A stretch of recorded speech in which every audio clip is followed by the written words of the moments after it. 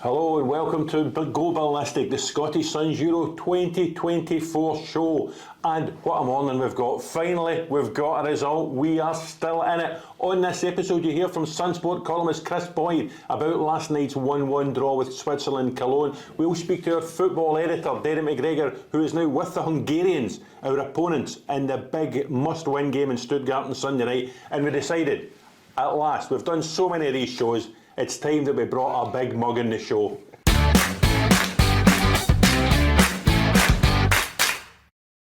And look what he's brought with him. Robert Martin, my colleague. This is fantastic. Tell us about it.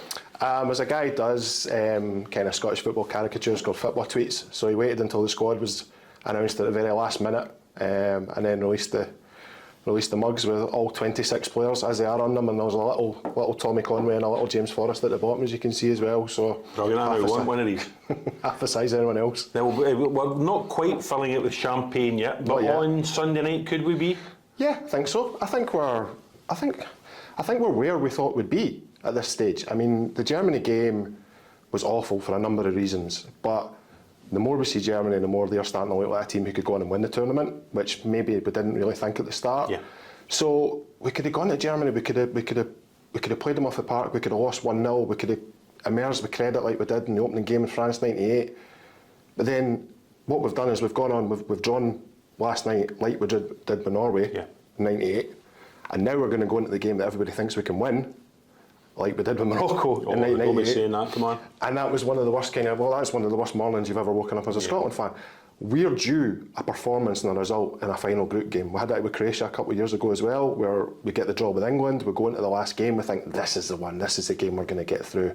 Didn't happen. As I say, Morocco was kind of my first experience of the disappointment that came with it. I mean, Uruguay '86 was another one. We now need to go into a final game, get a bit of luck, and a performance that takes us through. Positivity, a goal for Scott McTominay. We're not giving it to Fabian Schär, are we? Scott McTominay's goal. The downside, of course, though, the injury to Kieran Tierney, and with Ryan Porteous already suspended for the game, it's beginning to stretch resources at the back. So why don't we go a back four? The one thing about this Scotland side at the moment is we must be the easiest side to scout in the tournament. Hungary will know. Right now, Hungary will know exactly what team we're going to play, pretty much, and what formation we're going to play. So why not, in a game that we need to win, why not mix it up a bit? Why not? We've got 26 players in this squad. Why not use? Is there not room for a Lewis Morgan? Is there not room for a James Forrest? If we need to get a game we're going to win. Sorry, a game we need to win. We need to get attacking players in the park. And there's 10 that haven't been used at all. You talk about the 2 backup goalies, but 8 outfield players haven't seen a moment of action. So why not spring a surprise on the Hungarians? Why not do something that Marco Rossi's not expecting? Because right now he could probably reel off the Scotland side. And that's no slight on the guys that have got us here. I mean, we're here because of the guys who've done that. And a lot of the back three was invented to get Tierney and Robertson into the same team. You don't have to do that anymore. That's exactly my point. And do you not think Tony Ralston will look better in a 4 than he would in a 5? So I think it's an option. I mean, I get if you're going to go to a 4, you might lose an attack, and Robertson might not be as attacking in the left back row, left wing back row. That might be the same on the other side of the park, but I just think if you've got these guys in the squad and you've brought them in for a reason, Shankland as well, I mean everybody wants to see Shankland start on Sunday night, let's find a kind of way to get a couple of them in there and maybe just kind of unnerve the Hungarians a little bit because of the things they won't be expecting. And you talk about that the midfield, Billy Gilmour, no room in match day 1, Ryan Christie, no room in match day 2. I suppose if you go to a back 4, one option is you could get your 5 frontline midfielders into the same team. You could also drop John McGinn. Oh my goodness. Now, we're trying to get people to watch Go Ballistic and listen to Go Ballistic. Most of the time are turning. Oh, that's heresy. You can't say that. Do you think John McGinn has turned up the first 2 games? I don't think he's played particularly well, no. And I think the Tartan Army heading from Cologne to Stuttgart, a number of them, if they're being honest, will probably be having that conversation as well. But it would be a big call. I don't think it'll happen. I think it's a question. I think it's definitely a question. And actually, I quite like a scenario where, say we're 1-0 up against the Hungarians with half an hour to go, bringing somebody like John McGinn on would lift the entire place, and he'd come on with enthusiasm and energy and everything he really hasn't brought so far. But then again, he was first to admit he didn't have a great game against Germany. He's probably beating himself up this morning again about not having a great game last night. So he knows, like Scott, he needs to deliver a big performance, and Sunday night could be that performance. I don't think Steve Clarke's going to make that many changes because it's just not in his DNA. So at best, I'm looking for a couple of attacking players coming in, but that'll be it, I think. I wasn't certain about having a big mug in the show this morning, but he's certainly come out with some strong opinions. Robert, thanks very much. Pleasure. We can head now to speak to Sunsport columnist Kris Boyd. I know you're still down in London, Body, on Sky Sports duty last night with a Jimmy wig on at one stage. You were laughing at the start. We certainly had smiles on our faces at the end. Yeah, definitely. I mean, I thought it was a far better performance last night, Roger.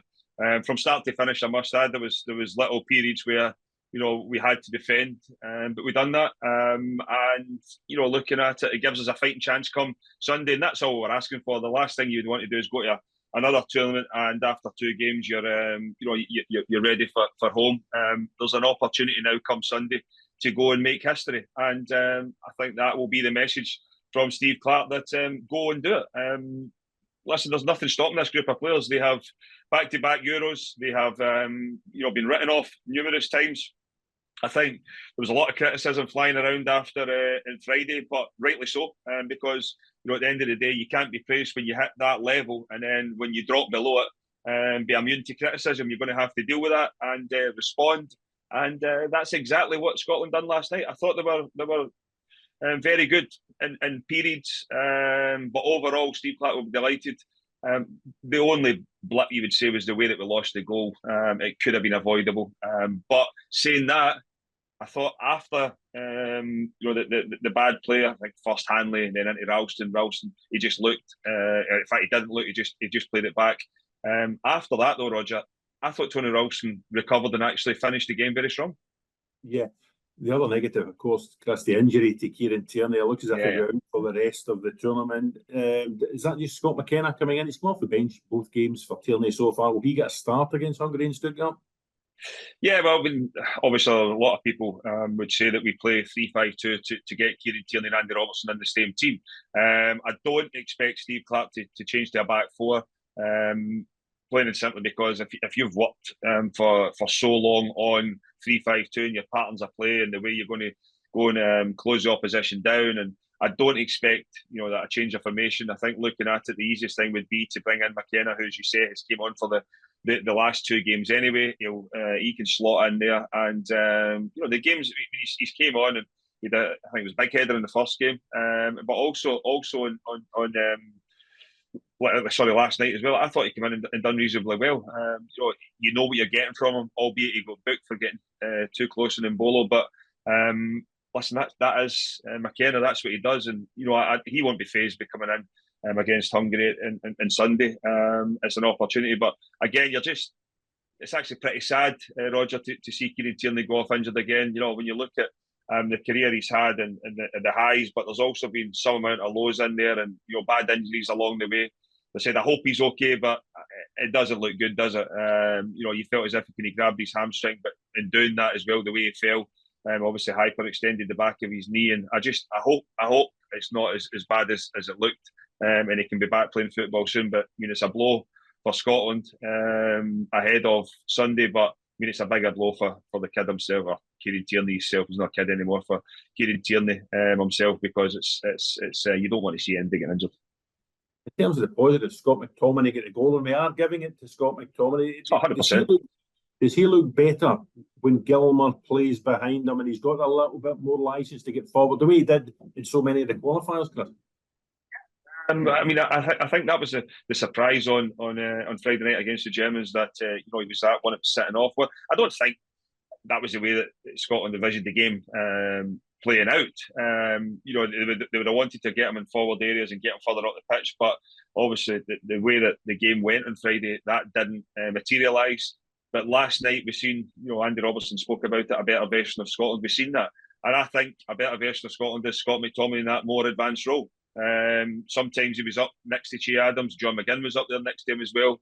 But I think something that went under the radar last night was, the season he's had with Bayer Leverkusen. Obviously moving from Arsenal. Granit Xhaka was hardly mentioned last night. It was hardly mentioned. When you speak about Toni Kroos in terms of the way that he was able to dictate that game on Friday night, Switzerland would have been looking for Granit Xhaka to do the exact same last night, but Scotland didn't allow it to happen. Whether it was McGinn, whether it was McTominay in there, getting pressure on him, but also then getting forward to support Adams as quickly as they possibly could. I thought the balls up to Che Adams were a lot better last night as well. It gave him something to feed off of. But there is no doubt that even Callum McGregor looks far more accomplished with Billy Gilmour beside him there. I think plain and simply because they're both good players that understand each other and they'll make little angles to get on the ball. I mean, I've already said it, but I mean, that there was a move in the first half where you felt as if it was like watching Brazil or Spain.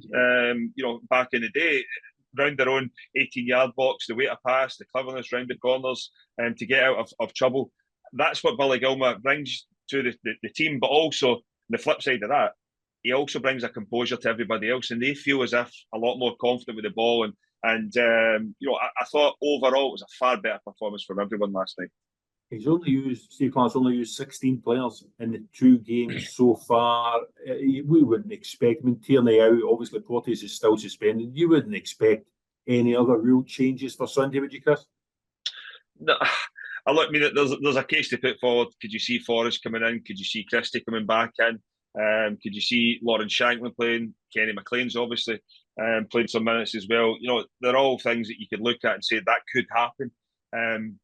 But looking at it, Roger, I kind of got the feeling if there was, to be 3 or 4 changes, it would have happened going into the Switzerland game because nobody could have any complaints being dropped off the back of the performance against Germany. Looking at it now, you've got players out there that gave their all for Scotland last night, left everything on the pitch. Look, it's a quick turnaround. There might be some with tired legs out there, but I would imagine that it'll be the same starting 11 with McKenna for Kieran Tierney, and the rest will just go. And by doing that, the guys I mentioned there, Forrest, Shankland, Christie, if we can stay in the game, I'm not saying we go and defend for 70, 80 minutes, but in terms of the performance, similar to last night, if we can put in another performance like that, it gives Steve Clark an opportunity later on in the game to change it and maybe get more attacking players in to finish the game with a chance of going and winning on Sunday. So there's plenty of things for Steve Clark to think about,